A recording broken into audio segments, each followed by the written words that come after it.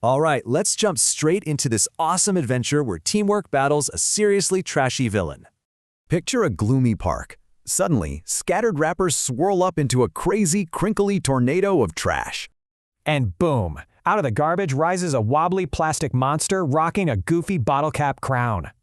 It's literally burping smelly green vapors, feeding straight off dirty parks and clogged drains. Yuck. Our heroes, Ria, Max, and Tinku, strike these awesome superhero poses. Do they run or fight? Running? No way. They know fast-paced teamwork and smart cleaning are the ultimate monster repellents. Ria spots those bright, color-coded recycling bins. Turns out, these are the ultimate anti-monster weapons. Cue the ninja action montage. The crew starts picking, sorting, and tossing trash incredibly fast. They literally deconstruct the beast, tossing its plastic jug limbs into bins with a satisfying ping.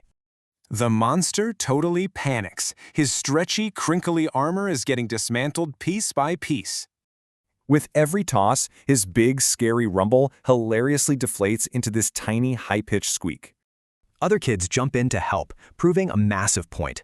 Less litter means less monster. Look at him now. That giant, intimidating trash boss is completely defenseless and super tiny. The little guy actually confesses. His secret weapon? It was just our own bad littering habits. Eventually, he shrinks all the way down to a single, lonely plastic bag fluttering away. Then, swoop, right into the blue bin. The crinkly plastic monster is officially history. Now watch this. The gloomy park instantly transforms into a sparkling, golden hour wonderland. Magical sparkles pop up everywhere. The power of teamwork literally brings the vibrant green grass back. So here's the game changer. Don't litter, use the right dustbins, and definitely recycle that plastic. You see, a sparkling clean world depends entirely on our own everyday, heroic recycling habits.